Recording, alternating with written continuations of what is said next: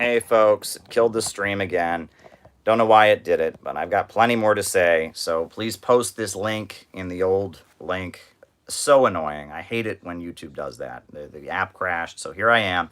So I'm just going to continue where I left off. This is really, really annoying. I'm sorry that that happened. I don't know what went on. YouTube crashed, and so here I am again. Very, very annoying. Maybe they didn't like what I was saying, but I will continue. I will just continue with what I was saying.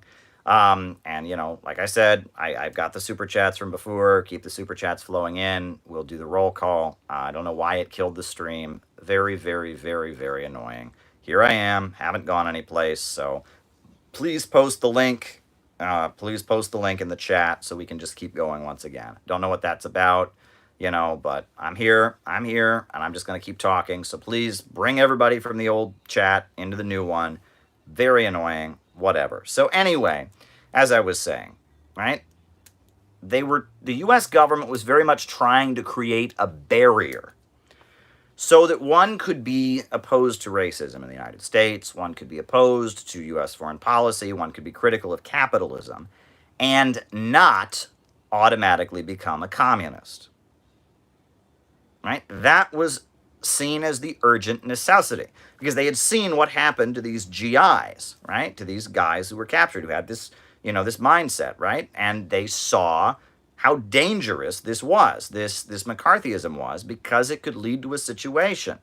It could lead to a situation where we're in a state of domestic crisis in the United States. Millions of people would become communists. That was the problem. So we have the Congress for Cultural Freedom program, right? That was set up by the CIA to start covertly funding leftist literature. And all over the United States and Western Europe, leftists who are anti-Soviet and anti-communist, Trotskyites, the New Left, artists, musicians, all kinds of people that are like left-wing, liberal kind of people, but they're anti-communist and anti-Soviet, are getting covert funding from the US government. And that was a big thing. Plus, you had leaders of the Democratic Party start supporting the civil rights movement, right? And you had the rise of Dr. Martin Luther King Jr. Dr. Martin Luther King Jr. was not a communist, not a socialist. He was a minister in Montgomery, Alabama, but he was selected to start leading protests against racism. And there was the Montgomery bus boycott, and Dr. Martin Luther King became the leader of the Montgomery bus boycott. And because Dr. Martin Luther King was doing that, he was becoming a national figure, and he was not a communist, and he was an anti-communist, right? And so they were creating a way that one could oppose racism and not be a communist. And that there were all kinds of efforts going on to create a barrier, right? And the idea was, also that the USA needed to improve on things, right? That the Soviet Union is embarrassing the United States with the race issue. This is a ticking time bomb in a crisis. Communists could utilize that to foment some kind of revolution. There was a feeling that the USA needed to improve the way it treated black people so that people in Africa would trust the United States more, so that the Dixiecrat wing of the Democratic Party in the South wouldn't have too much power.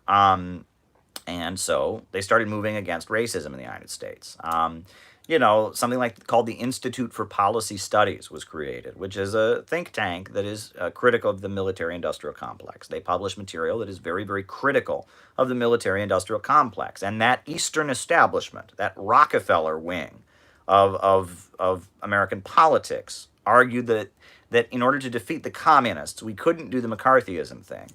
Right? Instead, to defeat the communists, we need to loosen up as a society, and we need to create ambiguity. And really, the thing that you need to understand, okay, is that societies are held together by truths. Right? Societies are held together by truths or beliefs. There are certain beliefs that hold societies together. People believe certain things, and they hold societies, that these beliefs hold societies together. And when a society's beliefs become outdated and no longer are effective in holding society together, new beliefs and new truths start to emerge. right, to create a new society. I mean, that's just how these things work, right? Ancient Rome, great example. The Roman Empire was held together by a belief of polytheism, right? The Romans believed in might makes right. They believed that there were many different gods and that these gods were constantly struggling with each other for power. And, there were different sections of the Roman society had different gods they worshipped. They had the cults that the navy worshipped. They had the cults that the military, infantry guys worshipped. They were importing cults from Egypt. They had, they believed the emperor was himself a god on earth. And, the Roman Empire, they believed in polytheism. But pretty soon, as the Roman Empire began to fall apart and decay, um, a new truth emerged, which was monotheism and Christianity. And it was the religion of people that were, mainly proletarians in Rome and elsewhere who didn't agree with the Roman Empire. And so the truths of the Roman Empire started to come apart, and the new truths that led eventually to medieval Europe, right?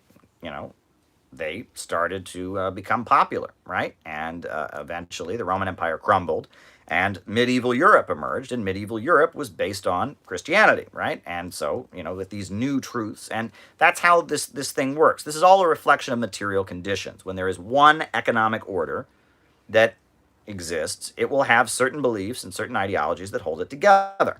And as that economic order becomes outmoded, a new economic order will emerge, and that new economic order will have new beliefs and new ideas that hold it together.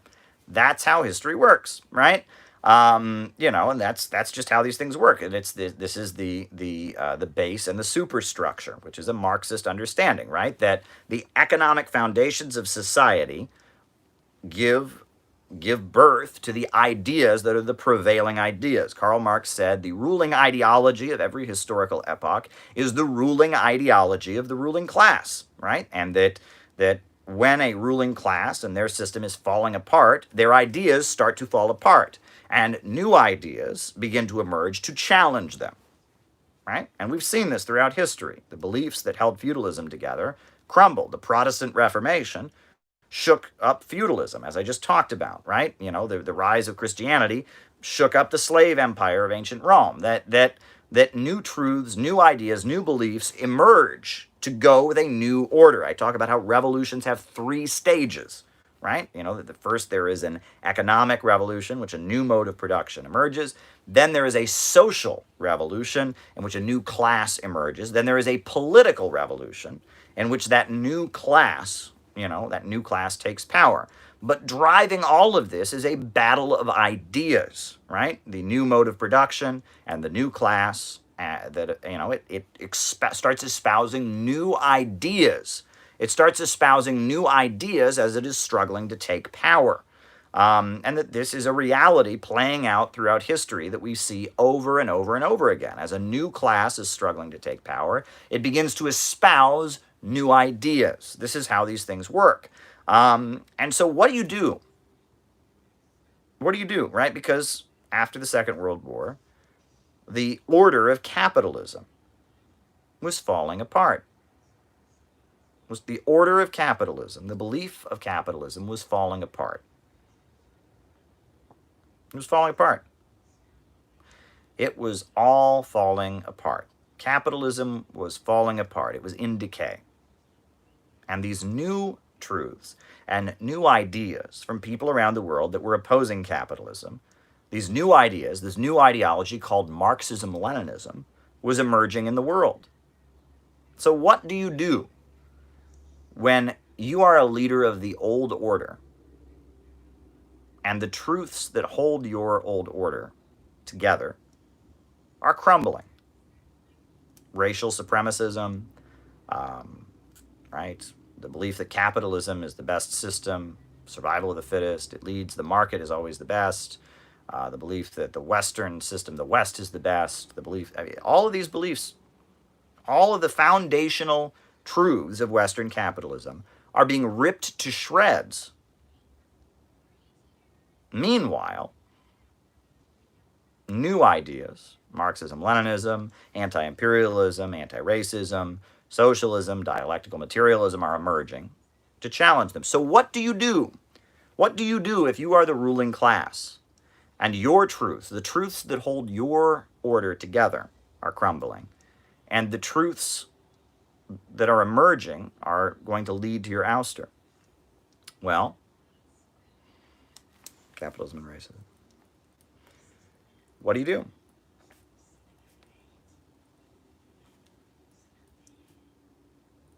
Well, there are two things you can do. One, you can try to co-opt the ideas of the new order, right? Make them your own. And two, you can say that there is no truth. Let me repeat that. You can try to co-opt the ideas of the challenging order, and you can try to say that there is no truth. And that is what the U.S. ruling class did. They started covertly supporting and funding their own anti-capitalists, their own anti-racists. And furthermore, they started subtly telling people, there is no truth. There is no truth. No, yeah, sure, the beliefs that hold our world together are false, but the beliefs that hold their world together are also false, because there is no truth, and there is no right and wrong, and everything's just a big matter of opinion. That's what they started doing, and that was a much more effective way. It was much safer. If you train people to think that there is no truth, it's much harder to convince them that communism is the answer, right? Those guys in the prisoner of war camp who thought American capitalism was the truth, saw that it wasn't, they became communists. But if they had been raised all their lives to believe that there is no truth, it would have been very, very hard to convince them to be communists, because communists also claim that they have truth, right? This is how this stuff works. So we know about the sino-soviet split.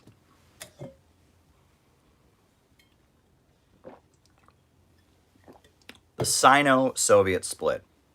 In 1960 and 1961, the Chinese Communist Party starts publishing a huge number of documents denouncing the Communist Party of the Soviet Union, calling them revisionists, calling them, traitors of the communist movement, soft on the imperialists. They're denouncing the Chinese Communist Party. They're saying that, they're denouncing the Soviet Communist Party. All right? They're accusing the Soviet Communist Party of being revisionists. They publish all kinds of documents. Long live Leninism, the difference between Comrade Togliatti and us, critique of the general line of the global communist movement. A number of documents are published during this period, written by Mao, written by others, critiquing the Soviet Communist Party and calling them revisionists. And eventually this leads to the Soviet Union cutting ties with China. And that is the first crack, the first major crack in the global communist movement. In 1948, Yugoslavia had cut ties with the Soviet Union, started aligning with the United States. But Yugoslavia is quite a small country in comparison to China. China, the largest country in the world in terms of population, cut ties with the Soviet Union. No more were Russia and China allies.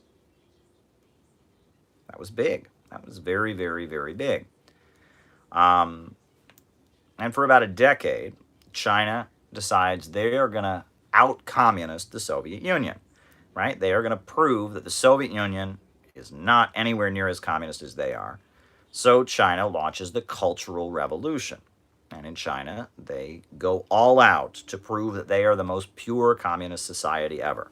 And they smash all the religious buildings, all the ancient temples, all of the churches, all the mosques, all the Buddhist monasteries. They smash them all, right? And they outlaw any play or any opera or any musical performance that's not communist. And they just do everything they can to try and just make China the most purely communist society ever.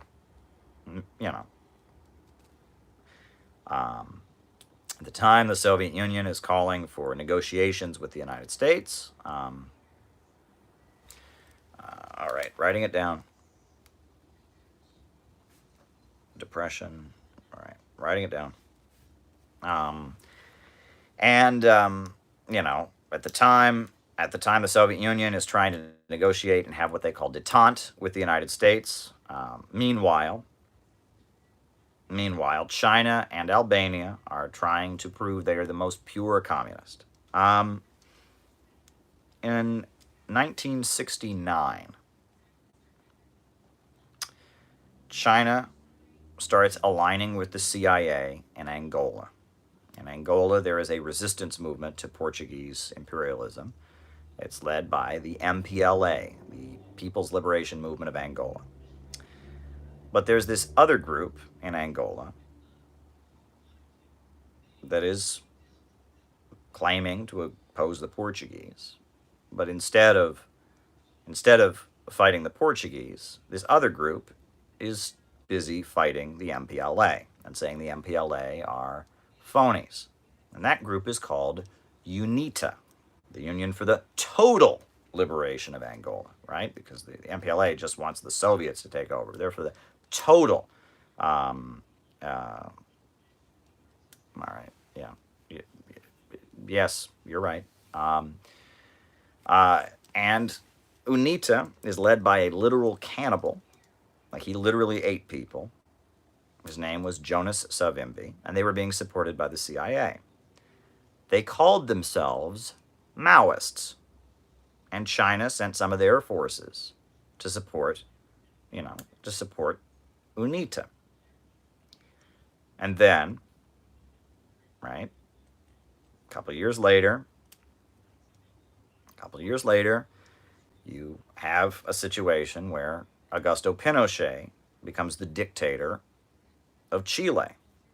Right? He overthrows the elected government of Salvador Allende, and establishes this brutal anti-communist dictatorship in Chile. Well, what happens? China supports Pinochet and is friendly with Pinochet.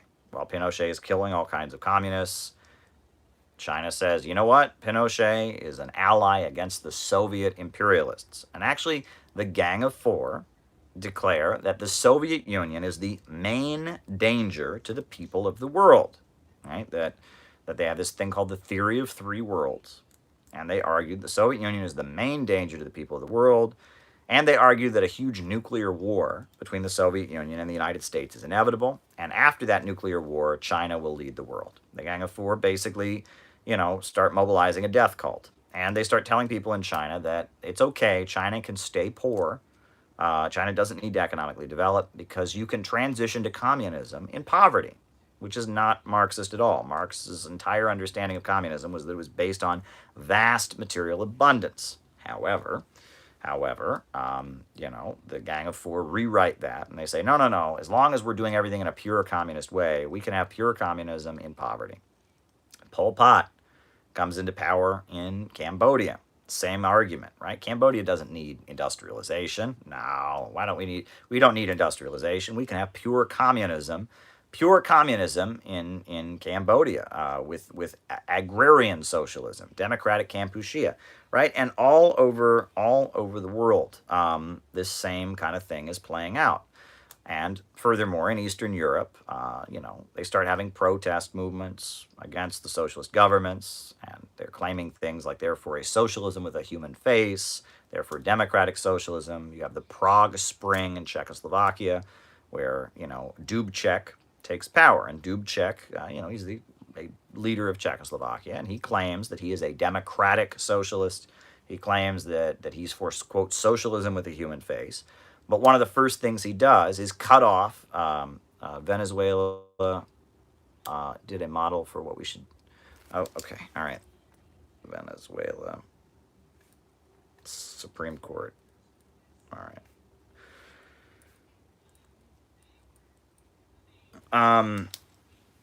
It cuts off support to the people of Vietnam. And it's very clear the CIA is manipulating the whole thing. But a lot of the people marching in the streets of Czechoslovakia have very legitimate grievances about their society, but they're being manipulated by the CIA. It's an anti-Soviet operation by the CIA, but a lot of them have very legitimate grievances about freedom of speech and such. And the same thing for the Chinese, right? I mean, the Chinese communists have very legitimate grievances, right? They are for global revolution, and they see the Soviet Union and as groveling. Khrushchev is groveling before the Western imperialists, so they have legitimate grievances. But by about 1969, the Chinese communists are aligning with the US imperialists. And this is all of this is the strategy of Zbigniew Brzezinski. Zbigniew Brzezinski was Polish. He was from a Polish monarchist family, hated Russians, absolutely hated Russians, thought Russians were evil, long-standing, thousands of years of tension between Polish people and Russian people, and, anti-Russian guy. So Zbigniew Brzezinski, his family moves to Canada. He eventually is teaching at Harvard, and he develops this strategy of fighting the Soviets, where he says the way to fight the Soviet Union is not to have a head-on attack, not to just be anti-communist, but to manipulate the communists of the world against each other. This is the aspect of the late Cold War. The early Cold War was simple, right? It was communists versus capitalists. The late Cold War was confusing as hell because the US government and the CIA were covertly supporting all kinds of different communists and all kinds of different revolutionary movements in a geopolitical game to defeat the Soviet Union. And this is what you need to understand, right? Great example, 1978, Pol Pot is slaughtering the pro-communist wing of his own party. And so the people of Vietnam intervene in Cambodia to rescue the revolution.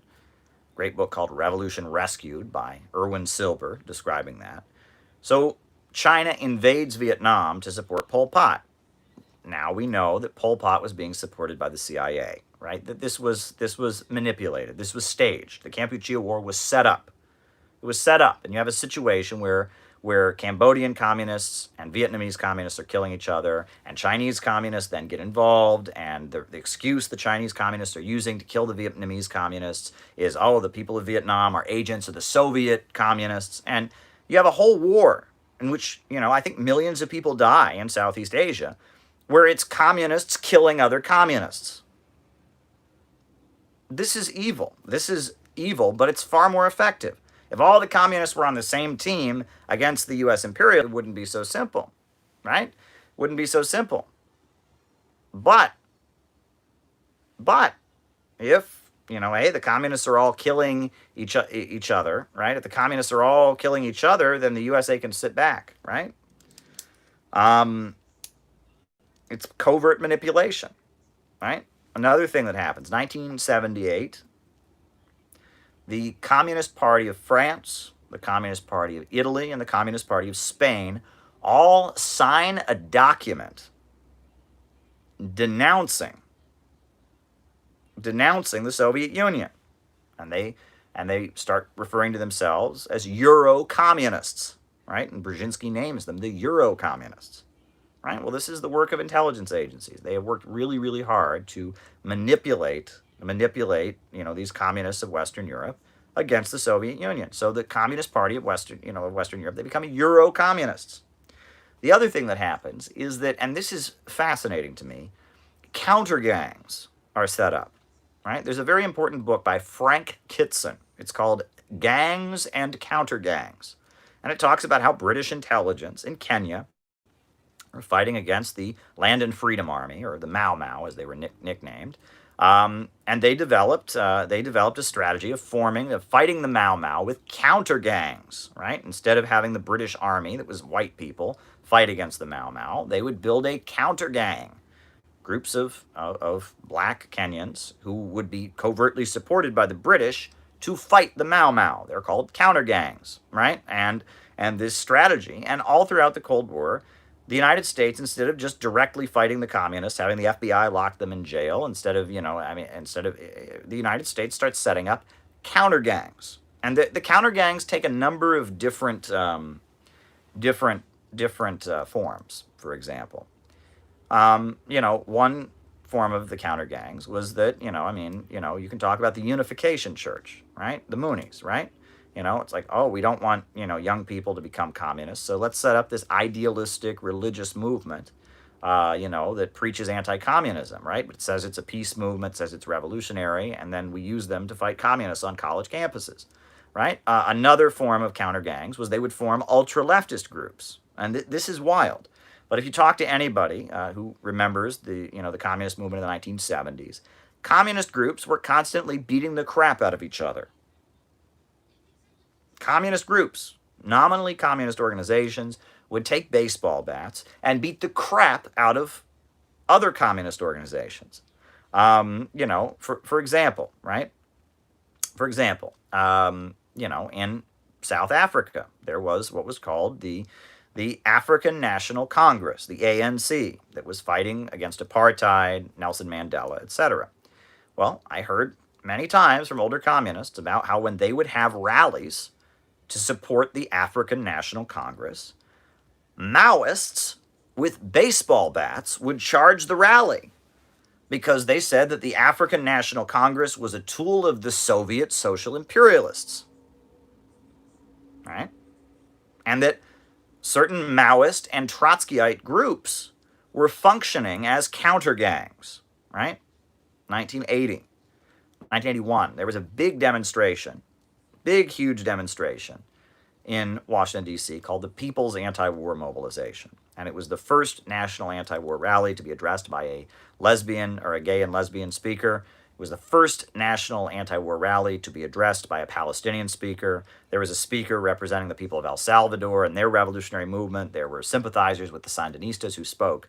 But there was a certain group of Trotskyites, which I will not name, who attacked that march violently, right? And came, and attacked the march violently. Why did they attack the march? They attacked the march because they were claiming that this march, this People's Anti-War Mobilization, this huge anti-war rally, the biggest anti-war rally that had happened since the 1960s, they claimed it was actually a counter-revolutionary rally because it was a march for peace, not a march for guerrilla warfare. And they told all their members this is a march opposing the right of people in El Salvador and Nicaragua to engage in guerrilla warfare against the imperialists or whatever.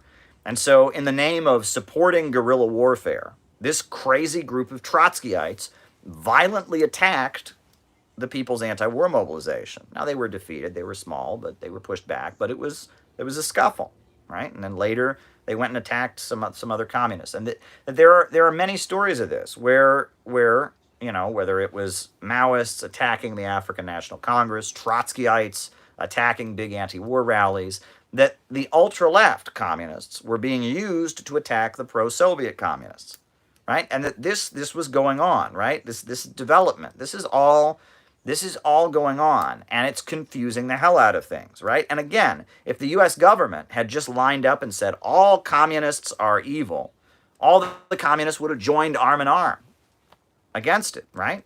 Against McCarthyism.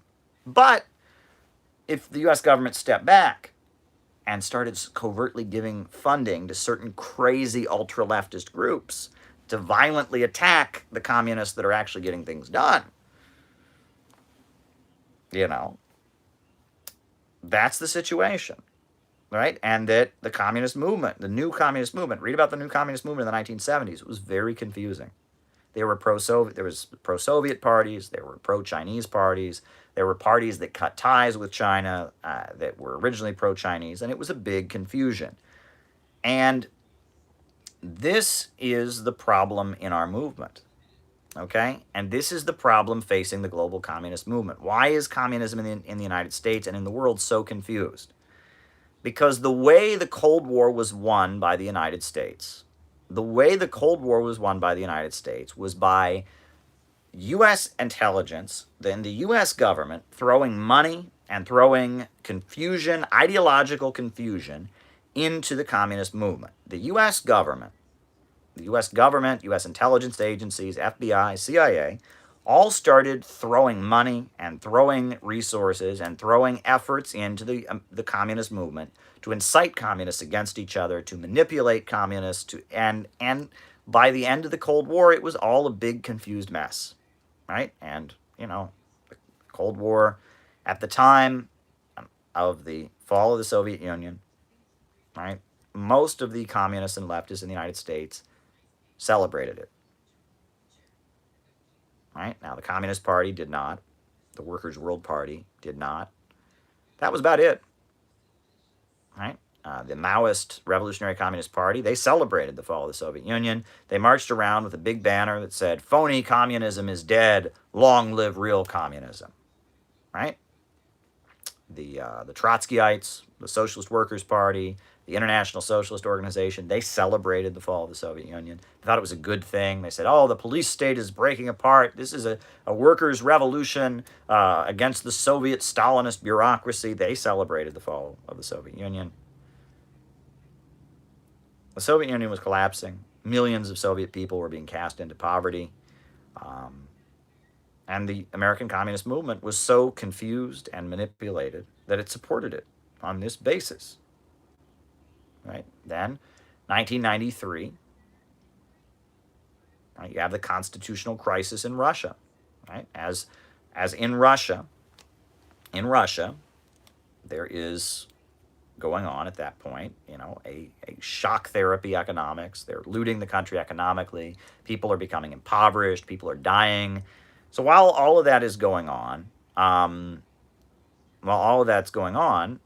people of Russia, they elect a government of communists and nationalists that will oppose austerity, will oppose the economic looting of the country. But the memo goes out that this is a red-brown alliance. In fact, Yeltsin describes this elected government that opposes him as a red-brown alliance. And all across the United States, the memo goes out, oh, if you're a communist, you can't protest against what Boris Yeltsin is doing in Russia. He's violently breaking apart the parliament. You can't do it because it's a red-brown alliance. Right? And all of this stuff, this is why the communist movement is so gosh darn confused. There has been a direct effort to foment counter-gangs, to manipulate communists, to insert bourgeois ideology. And the main thing has been to insert pessimism and postmodernism into our movement. And let me just conclude this way. The ruling class of the United States is on its way out, right? Capitalism is on its way out. Production organized for profit is on its way out. You need a socialist economy. You need state central planning. You can't have the chaos of the market, the anarchy of production, right? So what do you do if you are the ruling class and you see that the truths that hold the order that you represent together are being widely refuted? You say there is no truth. What do you do if you see that history is continuing to march forward? You announce that history must be ended. And the ideology that has been inserted into left-wing circles throughout the world by intelligence agencies and the Ford Foundation and Rockefeller think tanks, the ideology that has been inserted is a pessimistic ideology. It is an ideology that says history must end. History has gone too far. Human beings must stop marching forward. There is no hope. There is no future. Global warming, we're all going to die. There's going to be a great big catastrophe. All of this has been pumped into leftist circles. This pessimism is not socialism. Socialism is the most optimistic ideology in history. It says that human beings can march forward, they can overcome anything, they can build a whole new world. But anti-humanism, pessimism, belief that there is no historical progress, all of this, postmodernism, the belief that there is no truth, all of this has been inserted into our movement by the ruling class in an effort to hold back the inevitable. And I hope that this has been enlightening. I hope that these opening remarks I gave, they were a little longer than usual and we got interrupted. I hope that this has been enlightening. I really do, because I just felt like explaining what the hell has been going on. So on that note, folks, we can now do our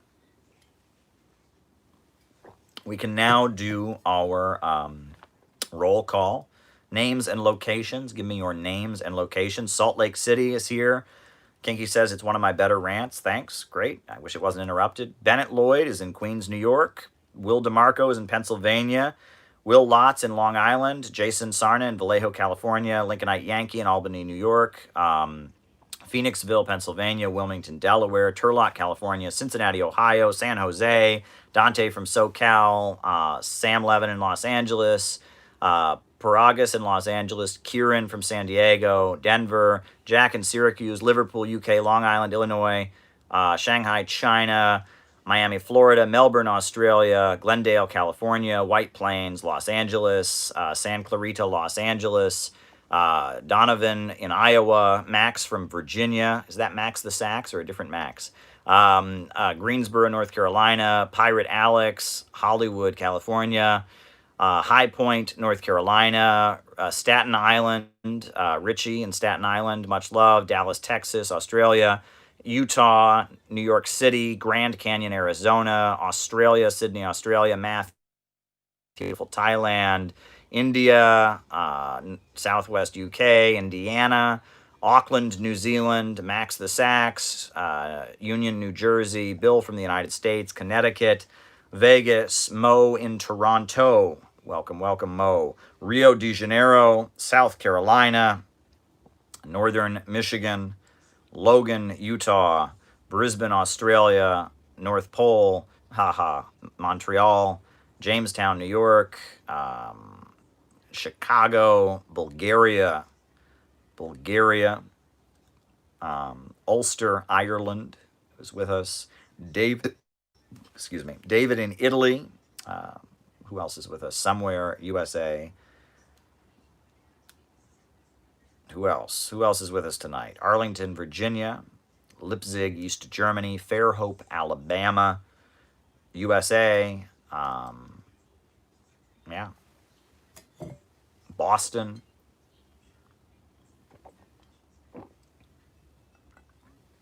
Chicago. Very good. Someone's praising my AMA. Vegas, Phoenix, Arizona, Kansas City, Missouri, Naples, Florida, Andre from Virginia, Mohsen from Iran, Baltimore, New Hampshire, San Diego, the Woodlands, Texas, William Kane, Gateshead, England. Good stuff, folks. Good stuff. New Haven, Connecticut. Cameron Smith is with us. Welcome, welcome. Lots of Virginia people here, Northern California. Great. Yes, Fairhope, Kerala, India. Welcome. All right, folks. So I saw some people asking about sources for that presentation I just gave. Well, this is all in a book that I'm writing. That the bibliography is miles long. But there's a number of books you can read about this. One of my favorite books on this that talks about the division in the ruling class that was mentioned in the comments section is The Yankee and Cowboy War by Carl Oglesby. But that's not a source for anything I just said. That's just a good narrative about divisions in the ruling class. But there's a very, very good biography of Zbigniew Brzezinski. That is very, very good. It was written by a French writer. It was translated into English. A lot of information there about Zbigniew Brzezinski and his strategy for manipulating communists against each other. Really powerful stuff. There's the book Gangs and Counter-Gangs by Frank Kitson. That's very good. There's William S. Lind, who is the author of the concept of fourth-generation warfare. And he writes about the use of non-state actors and the development of counter-gangs in geopolitical games. William S. Lind, his writing was published by the U.S. Marine Corps, right? All of this stuff is very public, right? There is a very good book called The Threat of Greatest Magnitude, which is a history of the Revolutionary Communist Party and how they were infiltrated by the FBI and how the FBI manipulated them. Threat of Greatest Magnitude, Heavy Radicals. There's 2 volumes that talk about the infiltration of the Revolutionary Communist Party and the new communist movement and Maoism by the FBI. Very fascinating stuff. There's a lot of autobiographies that communists have published. There's a lot of material out there on this. And what I am doing as a writer,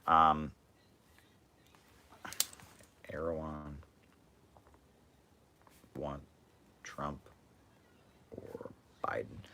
A lot of what I am doing is trying to assemble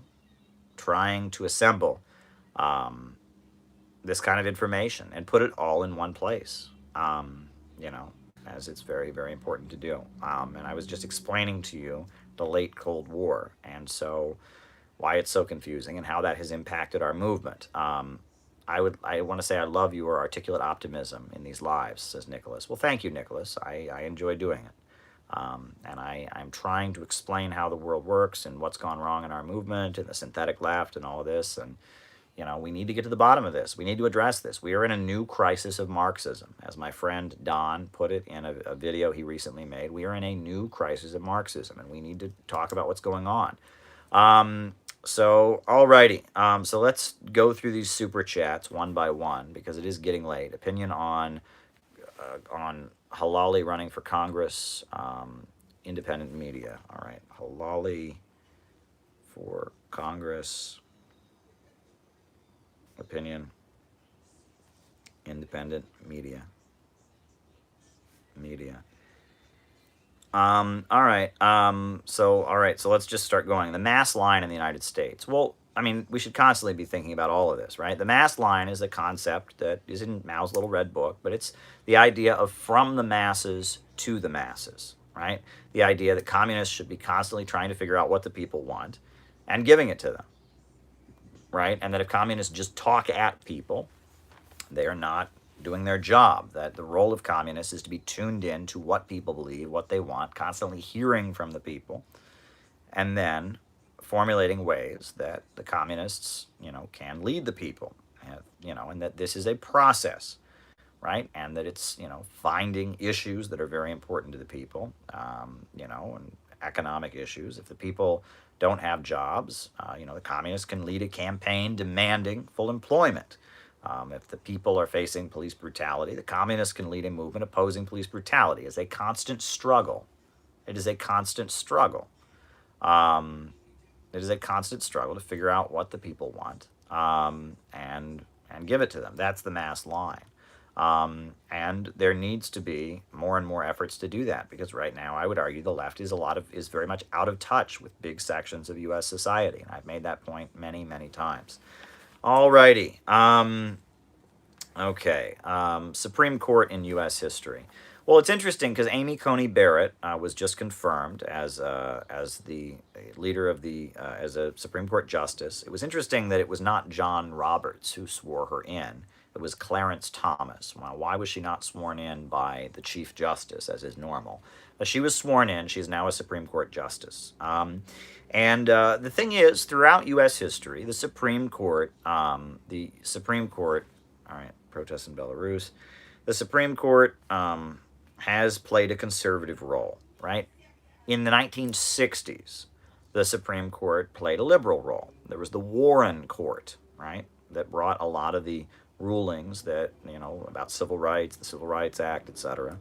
That was the Warren Court, and Earl Warren was a Supreme Court justice who he led the U.S. Supreme Court to move in a very liberal direction. And during the 1960s, the Supreme Court was playing a very liberal role, but that is the exception, not the rule. Throughout U.S. history, the Supreme Court has played a very conservative rule, right? It's, when progressive reforms are being enacted, the Supreme Court steps in and says it's not constitutional somehow. This is a common pattern, and we shouldn't be surprised to have a conservative Supreme Court, because that's the role the Supreme Court generally plays in U.S. politics. I'm not saying it's going to be good. I have predicted many times that I think Roe versus Wade will probably be overturned. Now, I think that they will enable women to get abortions in other states, but I think that they will probably allow red states to outlaw abortion and to outlaw gay marriage. I think that will probably happen. And that will result in further polarization of the country. And, you can get gay married in Minnesota and they have to recognize it in Alabama, right? That I don't think that they'll be able to actually, arrest people for getting abortions. I think women will be able to cross state lines and get abortions. And there are many states in the United States that will never outlaw abortion, just like there are many states that will never outlaw gay marriage, and they'll still require other states to recognize the marriages. But I think that they will probably allow red states to take conservative moves because they realize there is a lot of unrest among, low-income white people who tend to be socially conservative, and that making them feel like they won something, is probably something that many conservatives, and many people that want order in the United States and don't want instability would like to see happen. That's my prediction. And the United States is already becoming very different in regional ways. Indiana had sanctions put on it. California penalizes states that don't fight global warming the way they want, and that this is happening, right? And so my prediction is that the Supreme Court, now that Amy Coney Barrett's on there, now that Kavanaugh is on there, the Supreme Court is going to facilitate the moving of the United States to a more regionally, to be more regionally polarized. There's going to be more distance between red states and blue states, and that will be a result. That's what the Amy Coney Barrett Supreme Court will probably bring more than anything. I don't think they're going to try to ban gay marriage in New York. I don't think they're going to try to ban abortion in New York. I think that they're going to try and restrict the limits on what red states can do, and that will lead to further polarization. Okay, what's the most important thing for socialists in real life to be doing right now? Well, I would have told you if you'd asked me this question.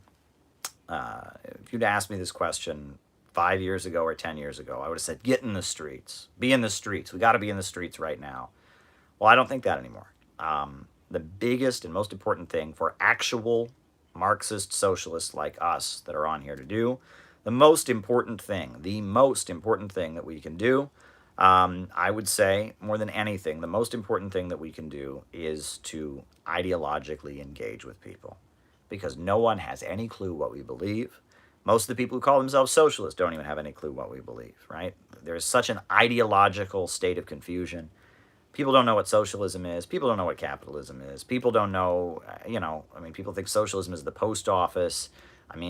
That there is an ideological problem right now. All kinds of people are in the streets protesting. All kinds of people are out protesting and doing all kinds of stuff, but without ideology, without what we're doing here, without this, it's going to be a problem. I think there are many people right now who are interested in the right wing and becoming right wing, that if they actually knew what we believed and understood actual socialism, would become left. I think that there, I talked about synthetic leftism and all of that. We have an ideological problem right now more than anything, and we need to, that's why I'm building the Center for Political Innovation. There is a big problem ideologically in the United States. We need socialist education and we need political innovation more than ever. And people say, oh, you just talk, we actually do something. That is the stupidest thing I've ever heard, okay? And I've heard it over and over and over again. Trust me, I was a Marxite, and that's like a stupid Marxism. Socialism is as socialism does. Yeah, well, we actually do something. Oh, shut up. Just shut up. Anyone who says to you, yeah, well, I actually do something, they're conning you. Because here's the thing. Everybody does something. Right? Liberals do things. They go out and register people to vote. Right? Conservatives do things. Right? The American Nazi Party does things. The Proud Boys do things. It's not an issue of whether you do things or not. And every socialist group does things. Right? The question is what you are doing what is needed? And when someone says to you, yeah, well, I actually do something, what they're saying is, I don't want to have the conversation about is what we're doing what we need to be doing. That's a cop-out. That's a way to avoid that conversation. And the thing is, I've actually heard, I've heard this used by other groups, right? The Marxyites, they used to use this against everybody. They organize rallies, so they actually do something. But I've heard, people in the DSA and the Communist Party say, well, you have rallies and you scream and yell in the streets, but we register people to vote. We work with Democrats, so we actually do something. They've used, and your definition of doing something changes on the basis of what you think should be done, okay? So I'm telling you that right now we need to do something. And what we need to do is ideologically facilitate education. We need socialists in the United States to be anti-imperialists. We need them to be progressive thinking and optimistic. We need them, you know, abolish whiteness. That's funny. I can tell a funny story about that. Alrighty.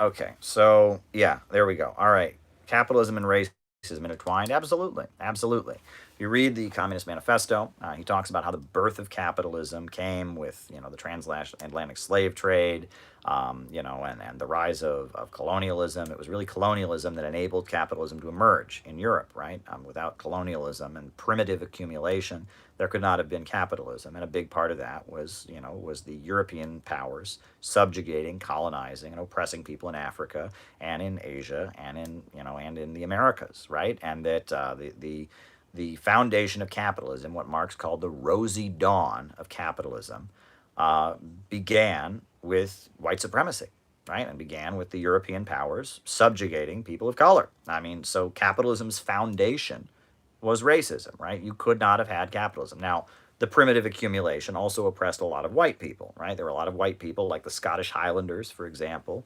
like the thousands of people that were hung for vagrancy, in Britain.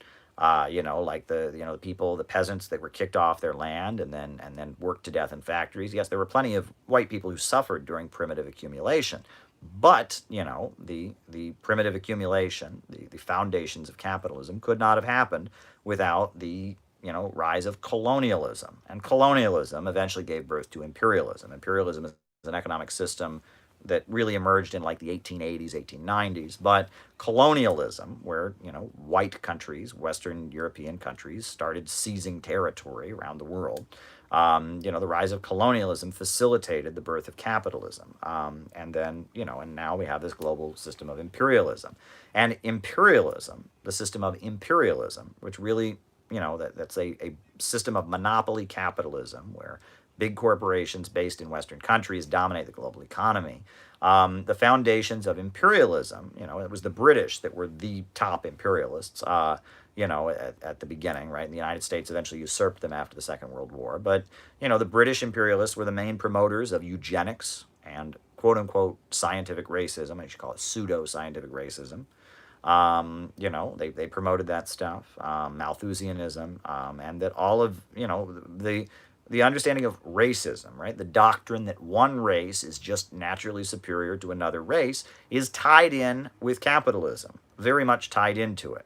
And you'll get people that love to muddy the waters about this. These alt-rights are like, that's ridiculous. Every group, every tribe thinks it's better than every other tribe. That's not the same thing as racism, right? People being bigoted against other people being loyal to their group against the other group. Yeah, okay, yeah, that's gone on for a long time. But racism, right? The rule of the world by white people, right?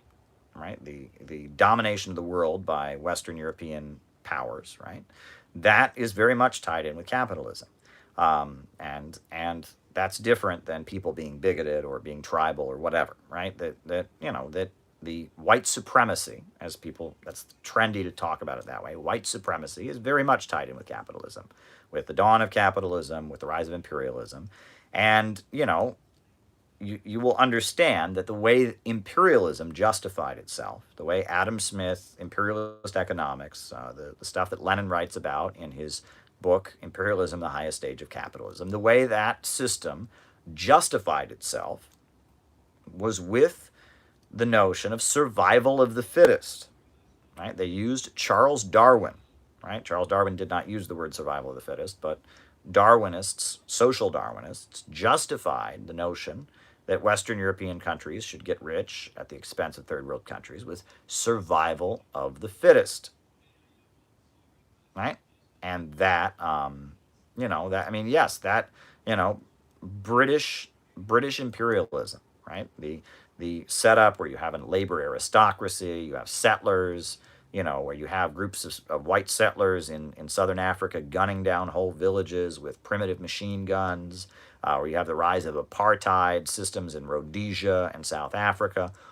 All of that is very much, is very, very much a product of British imperialism. And British imperialism is Adam Smith economics, free trade, survival of the fittest. So, yes, Yes, capitalism and racism are very, very closely tied together, right? Jim Crow segregation in the U.S. South, slavery. You couldn't have had the U.S. economy without slavery. I mean, you read the founding fathers and the fights they were having and how the Constitution was written. Slavery, which is very, very racist, was key in setting up the United States. Yes, modern capitalism is built on racism. That is a fact. So I'm glad you asked the question. All right. Now, someone asked if they're depressed or suicidal, what should they do? They should contact a mental health professional. So if they're that, if you are feeling depressed or suicidal, I urge you to contact a mental health professional. I am not a mental health professional, so I am not here to advise you on those kinds of matters. I do believe that the rise of depression and hopelessness is tied in with everything we talk about on here, but I am not qualified to be your therapist or help you with that. So contact a mental health professional. All right. Now, someone said, is the Venezuelan Supreme Court a model of what we should do? I don't like that question. The question is wrong on a number of levels. First of all, 1956 Hungary. All right. So first of all, right, so in Venezuela, the Bolivarian movement appointed a lot of Supreme Court justices who were sympathetic to Bolivarianism. Right, with their new constitution, the Supreme Court in Venezuela is a stronghold of pro-socialist Marxist sentiment, and it often rules in favor of Marxism and socialism in Venezuela. So someone says, is that a model of what we should do? And I almost wonder if the person asking this question is a Republican, if this is like a provocative thing. First of all, let me be clear, I'm not a Democrat. I'm not here shilling for the Democratic Party. I'm not here saying, I know the Democrats are threatening to pack the court right now. And I think that that's what the person's trying to allege, right? This may be a person who believes that all Democrats are communists, and that wants me to reveal the grand Marxist strategy of Kamala Harris to pack the courts, to keep gay marriage allowed. It's not a good question, right? Venezuela, Chavez enacted a whole new constitution. Chavez and Maduro appointed Supreme Court justices who were in line with Marxism and their ideology. The United States right now, there's been a long fight about how many justices we have. We know Roosevelt tried to pack the courts, and there was a law that said he couldn't do that, and that seemed to be a constitutional question that was resolved. But now, it may be reopened again by the Democrats in response to the Amy Coney Barrett appointment. The Democrats won't say they're not going to pack the courts. They won't say they're going to do it either. That has nothing to do with Venezuela. All right? What's happening in U.S. politics between Joe Biden, Kamala Harris, and Amy Coney Barrett, and what Chavez did in Venezuela, and what Maduro did in Venezuela, night and day. So they have nothing to do with each other. So no. And if you're looking for something you can clip so that you can say, the socialists admitted that they're using the Venezuela strategy to pack the courts because Kamala Harris is a Stalinist and a Maoist who's a leader of an anarchist militia that gets their guns from Antifa and their directions from President Xi Jinping, who's actually a Pol Pot. I'm sorry. There's a lot of stupidity on the American right. Now, forgive me. If you are a legitimate socialist and you ask this question, I apologize. But I'm sorry. When you're asking me, is the Venezuela Supreme Court what should be the model for what we should do? We? What do you mean we? Okay? Well, I don't know. I'm not we with Kamala Harris. I'm not we with Joe Biden. I'm not we with the Democratic Party. So we, I'm not threatening to pack the courts right now. I'm not going to vote for Joe Biden. So there is no we there, number one. Number two, Venezuela, new constitution, new ideology, so whole different system there. So yeah, that's just a wacky question. But I hope that if you are indeed a conservative who asked that question, I hope you learned something there. And I apologize. If you're a legitimate socialist and I just didn't understand your question, I apologize. But it was a strange question indeed. Does Erawan want Trump or Biden to win? I don't know. I don't know. It seems like there was better relations between the Muslim Brotherhood and the U.S. government during Obama than there is now. That certainly seems to be a fact. But let's remember that it was the Obama administration that tried to overthrow Erawan with a coup. So, I mean, I don't know, right? I mean, I really don't know. Yeah, I don't know. I have no clue. And Erawan doesn't call me and tell me these things. But yeah, I mean, it seems like, Trump is less friendly to the Muslim Brotherhood, but the Obama administration may be responsible for that relationship fading. I don't know. Don't know. All right. All right. Halali for Congress. What's your opinion? Well, I don't endorse any candidate. Let me make that clear, right? I do not endorse any candidate as a journalist.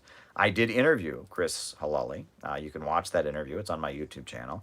I don't know if the algorithms are suppressing that interview, but like every day, another person messages me, "Hey, Caleb, you should really interview Chris Halali." Already did. I interviewed him before anybody else did, right? Months before anybody else did. When he first announced his campaign, Chris Halali messaged me, "I'm a communist running for Congress in Vermont.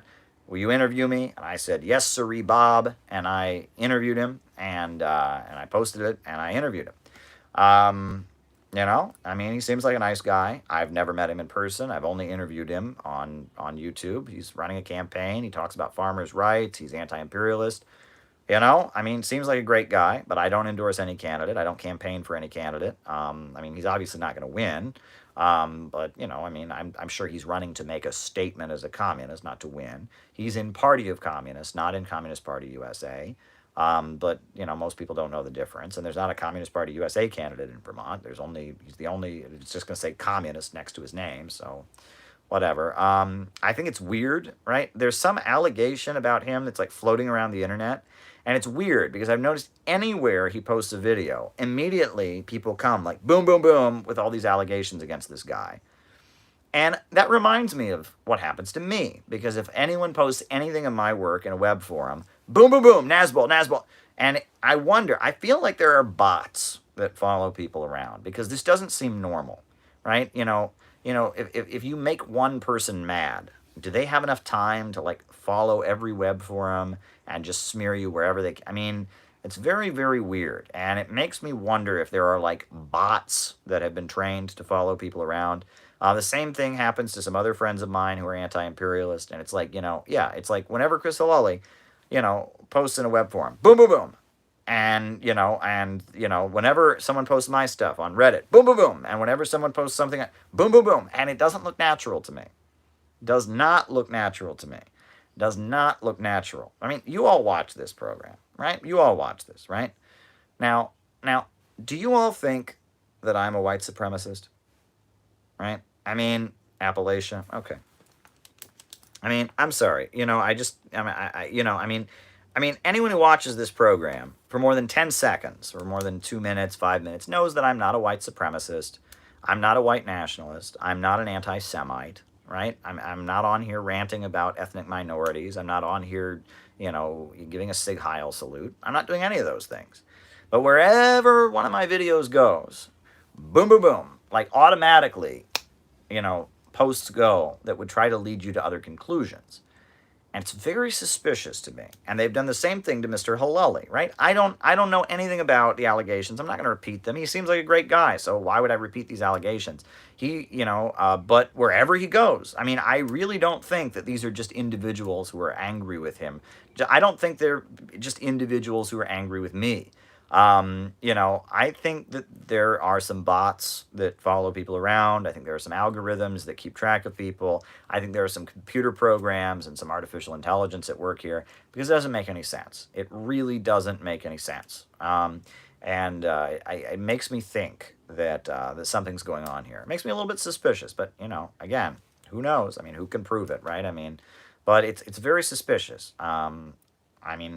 Everything about Chris Halali's campaign looks good to me. He seems like a great guy. We had a great conversation. Like I said, I interviewed him before anybody else did. But my friend Don just interviewed him. Check out his channel, The Revolution Report. A number of, communist websites and blogs have interviewed him. Seems like a great guy. As far as I interviewed him, but some people really are out to get him. And just like some people are really out to get me. Right? Every day. I'll swear, I get like nasty messages from people every day. And I can tell I'm not bothered by these nasty messages because they're not at me. They're not directed at me. They are not directed at me. I don't know who this person is these people are yelling at, but it ain't me.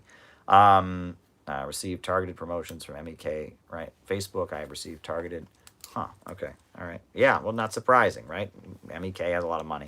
Look, I get messages from people. You're the reason trans teenagers kill themselves. I think I am, because I'm protested for trans rights, against the NYPD in New York City for years. That I promoted the work of Leslie Feinberg, way before it was the trendy liberal thing to do. That I mean, I'm the reason. I really, and it's like, oh, your YouTube lives, you do nothing but rant against trans people the whole time. No, I don't. No, I don't. That's so clearly false. And it's like these people are angry at somebody. I don't know who it is. It ain't me. It ain't me. They're angry at somebody else. I mean, you guys watch these broadcasts. I mean, do I sit here and just rant against trans people the whole time? I just sit here every day. I just get on here and like, trans people, I can't stand. I don't do that. I brought a rad lib rumors about you. Then I decided to watch your videos for myself and changed my internet. Yeah, exactly. Thank you, Kieran. Yeah, exactly. I don't know what it is. I get these messages from people. And it makes me think something's up, and it makes me feel like they've done something to this Halali guy too, because it doesn't make any sense. It really doesn't make any sense. I don't know. I know, other than what has been publicized about Mr. Halali's campaign, I know absolutely nothing about the man. He seems nice to me, but I don't like the character assassination. Let me just say that. And if somebody is subject to that, that automatically makes me more sympathetic to them, because I know what that's like. Wherever I go, boom, boom, boom. All these things that have nothing to do with me start popping up. And that makes me think that, hey, I know this is happening to me, and I think I'm great. So if this is happening to them, they might be good as well. And all the people I know who get subject to that kind of, they're being followed by trolls and bots around the internet smearing them, are good people. They're anti-imperialists mainly. And that seems to point me toward who might be doing it. But again, you don't know. You never know with this stuff. You never know. You never really know. So, I just keep doing the work that I'm doing, and I'm happy to do it. And there you go. Alrighty. Independent media. How do you get into independent media? Put out your own independent media. I mean, that's the way to start. Set up a blog, set up a website, make a YouTube channel, start writing articles, start putting out your own content. Right? You can do it now. You got an iPhone. That's what I'm on an iPhone right on here. Right? And just put out your own content. Start putting out your own content. Start getting your voice out there. Getting known as a commentator on certain issues. Have something, smart to say. And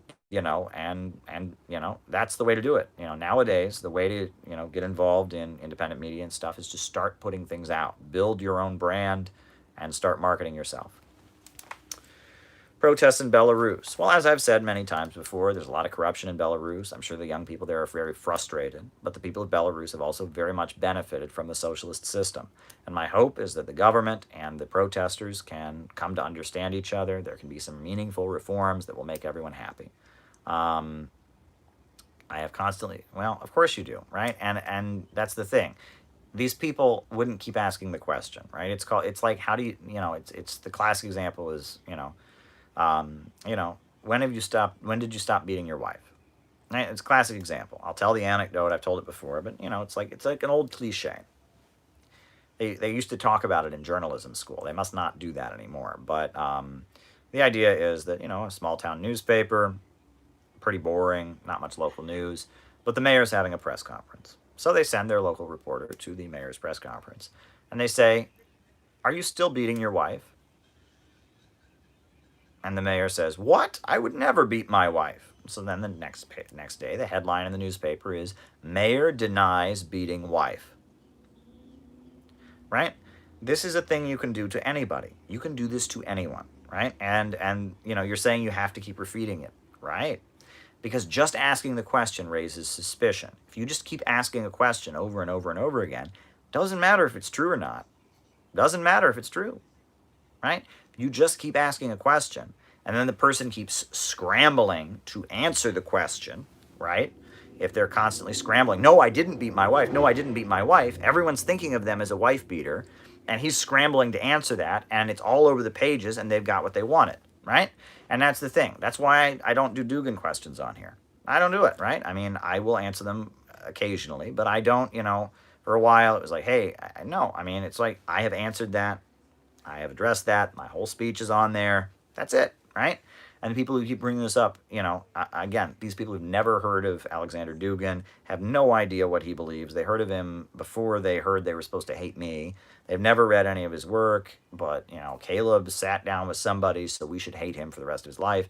And again, what they want is for me to be scrambling everywhere. Oh, no, I'm not. Oh, I'm not a fascist. Oh, I'm not a fascist. If I'm constantly scrambling around going, I'm not a fascist. Oh, I'm not a fascist. That's what they want, right? That's what they want. They want the headline to be Caleb denies being fascist.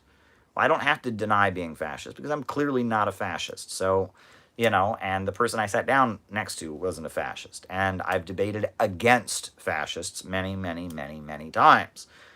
Fascists don't like me, and I don't like them. So, I am, there's no reason for me to sit there and go, I'm not a fascist. I'm not a fascist. And with all due respect to very well-meaning people who've reached out to me, a number of people have said, hey, Caleb, if you'll just address, the the rap sheet that these people bring up of half-truths and distortions and flat-out lies.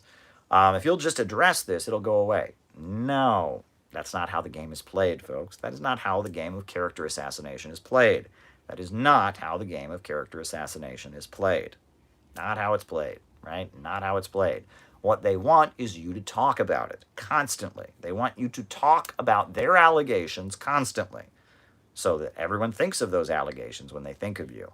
They want to stop you from doing what you're doing, and they want to make the allegations the story. That's what they want. So no, with all due respect, if you're thinking about messaging me now, I get these messages all the time. Hey, Caleb, can you just address blank? No, I'm not. I have addressed blank many times, and if I address blank over and over and over again, the whole conversation revolves around blank. So there you go. Alrighty. Okay. I'm sorry. What were we talking about? I protests in Belarus and okay. All right. Abolish whiteness. I don't think it's a good slogan. I know. There was a lot of writing. It was a Marxist writer who came up with the concept of like whiteness theory and white skin privilege. Noel Ignatin. And what whiteness is like white privilege, right? And it's like having a caste of people that are not, subject to the discrimination people of color face. So in theory, when people say they want to abolish whiteness, what they mean is they want to abolish racism. And the privilege, I don't think it's a good slogan. I will never forget, I was riding in a van one time. And there was this rather shy, I was at a Marxist conference, and there was a rather shy, kind of uncomfortable person, right? Uncomfortable person who was at this Marxist conference. We were riding from the hotel to the conference. We're in the van. It's a big van. We're all kind of packed into the van. There's this rather shy, uncomfortable person in there, and we're having our conversation. And the topic of the concept of abolishing whiteness comes up. And, someone's talking about abolishing whiteness. And this kid, who, I don't know how he ended up at a Marxist conference. He was not familiar with any of this stuff. And he just gets this terrified look on his face as people are talking about abolish whiteness. And he's just like, and he's just terrified. And finally, he just says very loudly, I don't want to abolish any race. It was just an awkward moment. He didn't know what it meant. And honestly, it's not a good phrase, right? Because if you say abolish whiteness, it sounds like you want to exterminate a group of people on the basis of their race. So, not a good phrase, right? But this kid, it was kind of hilarious because he had no idea what it meant. But yeah, it's just not a good terminology. The concept is great. So there you go. But yeah.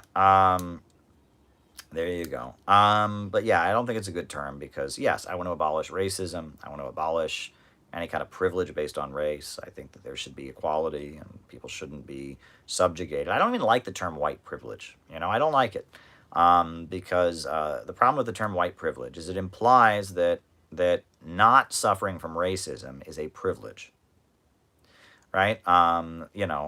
What people of color endure on the basis of their race, like discrimination, like getting shot for reaching for their wallets, these things are not things that should happen to anyone. So if you declare it to be a privilege to not experience these hardships, um, then you are at that point implying that people should experience this, right? I mean, obviously, what people refer to as white privilege is very real, but the terminology referring to privilege, right, implies that instead of people of color and people who are not white enduring things that no one should ever endure, the conversation becomes that people who are white have certain privileges that they should not have, right? The goal should be to raise everyone up, not to reduce people, right? And I think that that's the problem with the term, right? The term white privilege is not exactly correct, but people need to use it, right? It's the term that's out there. It's what people understand, so I'm not opposed to using it, but I'm just telling you that as a term, it can be a little bit problematic because it implies not that people who are not white suffer huge violations of their rights that they should never endure, but rather that whites just get this special privilege that that it's missing the point, right? The idea is that no one should face discrimination.